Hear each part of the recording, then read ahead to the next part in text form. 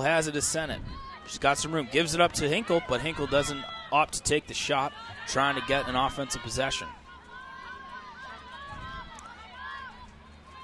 Now it's Knock over to Northrup. Sennett has it up top, gives it up to Hinkle.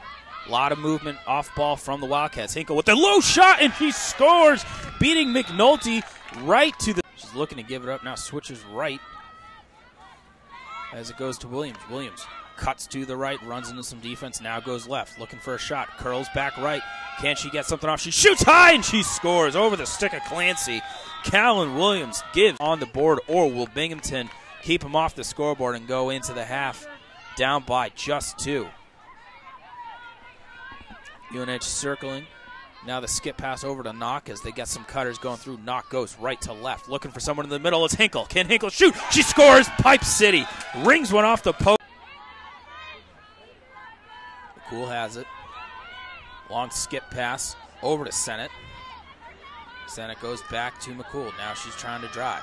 Looks in. Right hand shot over the top of the stick of McNulty. Go to her left. Switches hands but can't get it. And now they work it back up top. It's Williams. Williams going left to right. She beats her defender and stops, but there's a foul on the play on the Wildcats. Just another foul after.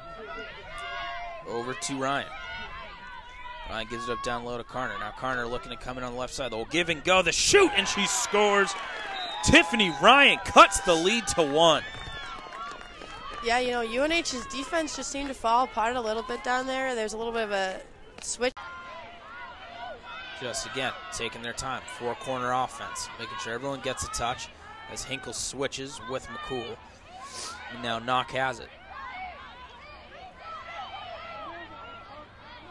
Binghamton starting to come out a little bit as the skip pass goes to Garello. They've really upped the pressure on their man-to-man defense. Garello shoots and she scores. Stick side of McNulty. The lead is back to 3.